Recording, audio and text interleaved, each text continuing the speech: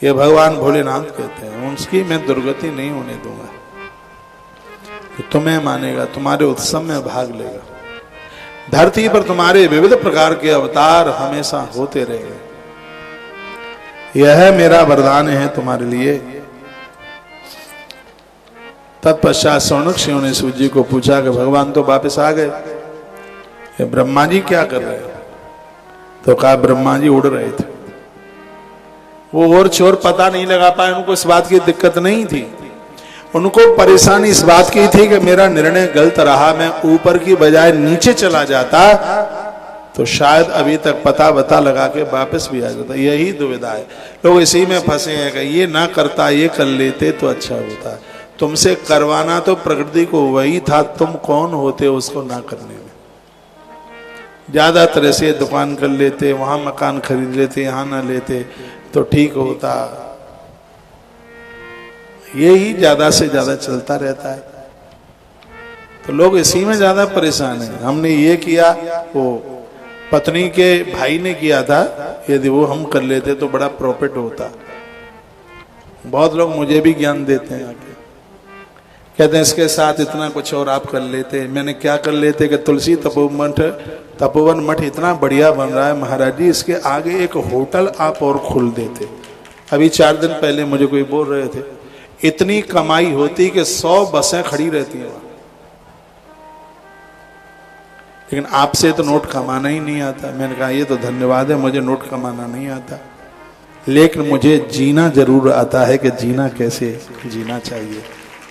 Note कमाने की विधि मेरे पास नहीं है, क्योंकि मैं उस विधि में जीता नहीं हूं इसलिए, लेकिन बढ़िया जीवन कैसे जिया जा सकता है ये तरीका मुझे बिल्कुल पता है।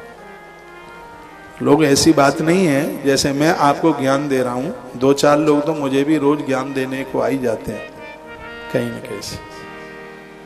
किसी ने आज कहा था कि आपका कमरा इतना छोटा है, आप जैसे व्यक्ति को तो कम से कम इतना बड़ा कमरा होना चाहिए था जिसमें कम से कम जगह 4 कमरों की होती।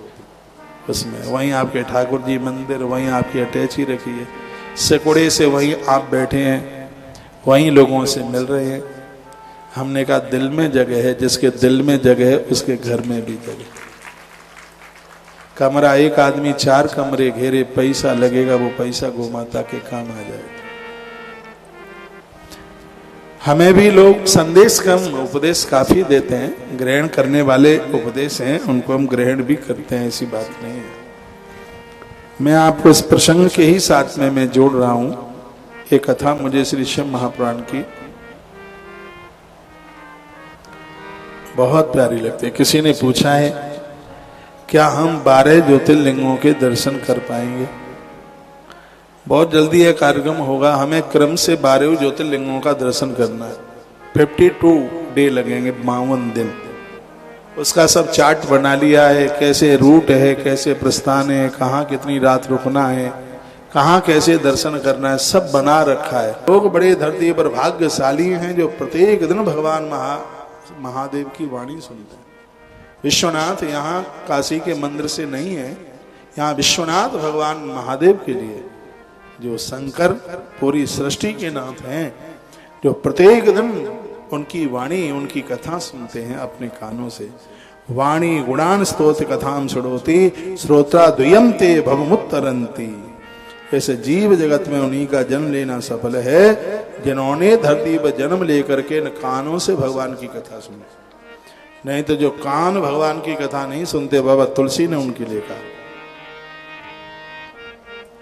वो अपने आप को मनुष्य समझे ही नहीं, जिनके कान कभी भगवान की कथा नहीं सुन पाए। इसलिए मैं अपनी बहनों को, भाइयों को, दादा दादी को बराबर कहता रहता हूं, आप सक्षम हैं तो आप बैठकर कथा सुनिए।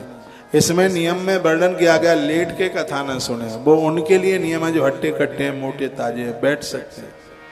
लेकिन जो बैठने में स्वस्थ नहीं है वो जैसे भी सुन सकें भगवान की कथा जरूर सुने।